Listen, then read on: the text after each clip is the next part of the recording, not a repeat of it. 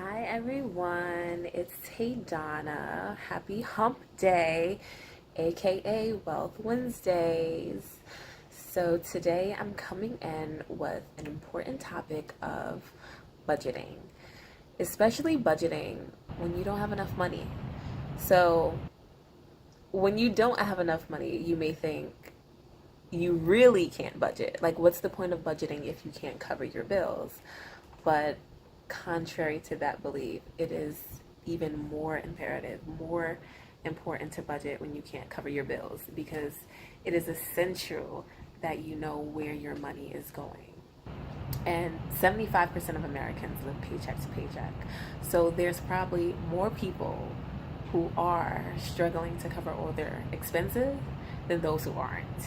So I'm going to give you 5 steps that can help you stay on track in terms of budgeting, especially when there's not enough money to go around. So, number one is it's imperative that you get it on paper. You need to get all your expenses written down. You need to know where all your money is going. If you don't actually see it on paper, it's really going to be difficult for you to understand where all your money is going. It's going to be difficult to identify maybe some things that you could eliminate. So then that brings me to my second step, which is cut the fat. So when you have everything written out on paper, you'll be in a better position to identify those areas that you can possibly slim down. There may be some subscriptions that you pay for every month that you might be able to cancel. You might not need that Netflix and Hulu account. There might be a gym membership that you're paying for every month and you're not going to the gym.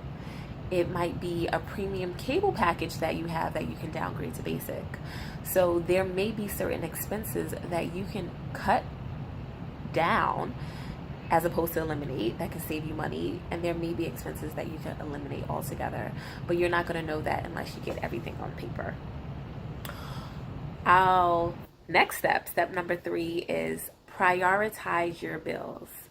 So unfortunately for some people, there may be circumstances where you just do not have enough money to cover everything for the month. Like, you realize you can't. So in those situations, understanding what to prioritize and what is essential to get paid is going to be really important. So your essential needs essentially are priority. So we're talking about your food here, your shelter, your utility, your transportation. Those are your essential needs. Those are going to be your priority expenses to make sure that those are covered, that funds are allocated to cover that, because it's not going to be fun being in the dark or not having gas on or not being able to get to your job. So you need to make sure those are covered. The expenses that, not to say they're not priority, but they don't take as much precedence, are your debt expenses. So that's your credit card, your store payments, your loan payments, even possibly your medical bills. Those are payments that, like I said, not to say that they shouldn't get paid, because all of your expenses need to get paid, but those are not the priority payments of the month. So if you know that you can't cover these expenses, I'm not saying, don't pay them, ignore them. You don't want to do that, but you do want to contact the carriers or the providers or, whomever account that is, and let them know. Maybe you want to work out a payment plan or, some kind of plan to let them know you're not going to be able to cover this bill, but maybe we can pay in installments, or I give this amount of money, or something to that effect. And not to say that there are not consequences for this, because a lot of times, if it's a credit card, your interest rate might go up. You might get a late fee. Certain instances, it might affect your credit. So there are consequences for paying these bills late, but they're not so detrimental that you can't make a plan to get out of this. There are definitely plans that you can make to build up your credit, to get out of debt, and so forth and so forth. So the next step, which is step number 4, is get more income. So not only do you want to save money, but you want to find ways to accumulate more money. So if you could work OT at your job and get, a few more hours in to make some extra money, I would suggest do that. If you can get a side hustle going and you could possibly, sell something, make a little extra cash, do that. Even if, you can just get something going. There's something someone brought to my attention, which is focus groups. I got an email from someone to do a focus group, and it was like a cosmetic focus group, and I got selected. And I was literally there for 3 hours and got $200. So there are websites that you can do focus groups, and if you have time, you could spare 2 or 3 hours and get an extra 100, $200. That's a bill or two that it can help you towards. So you just, have to get creative and find different ways that you can get that extra money. And last but not least, step number 5 is control your spending and avoid those spending triggers. So a lot of times when we have an impulse buy and we buy something that we weren't planning on buying, something triggered that purchase in us. So we just have to be really cognizant on why are we buying what we're buying? Why are we spending our money? Especially if it's not a need, a necessity. Why did we just make that purchase? So we definitely have to be mindful of that. I know everybody has heard the term retail therapy. Why is it called retail therapy? Because when you're stressed out, it's therapeutic to go out shopping. But if you're having a hard time covering your expenses or you're in a tight financial situation, retail therapy is not the solution.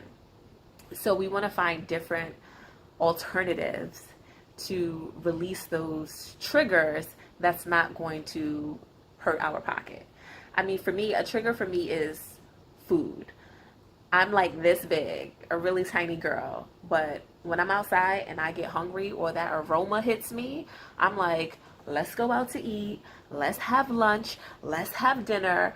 I am really, really quick to want to eat out, but that's really not cost effective. So when I have a goal in mind or when bills are tight, I have to be disciplined. I have to tell myself, you know what? You have food at home. Don't do it. You're 20 minutes away from your house. Like, I have to be really disciplined about it. And so identifying when those triggers are happening and pretty much be able to talk yourself in the right direction. And I know a lot of times it's difficult, but it's really just about your why, like being disciplined. Like, why do you want to do this? You have to have that goal. Like, I want to get out of debt by, 2019, or I want to go on this vacation, or I want to save for my kids' college fund, or I want to put more money into my retirement account. You have to have a strong why to really keep you focused, because if you don't know why you're doing it, it's really going to be difficult for you to be disciplined. So you really have to have that strong why, hold yourself accountable, or find, an accountability partner to hold yourself accountable so you can really reach those financial goals. And just know that it's temporary. Like, you're gonna get out of that negative financial situation. You're not gonna be in it forever. You're gonna eventually, have that surplus money, have that extra money, go on those vacations, be financially free. But sometimes you just have to be a little disciplined for a period of time so you can get there. So I hope these 5 steps were helpful for you all. Feel free to hit me up, any questions, any comments, and I will see y'all next Wednesday. Bye.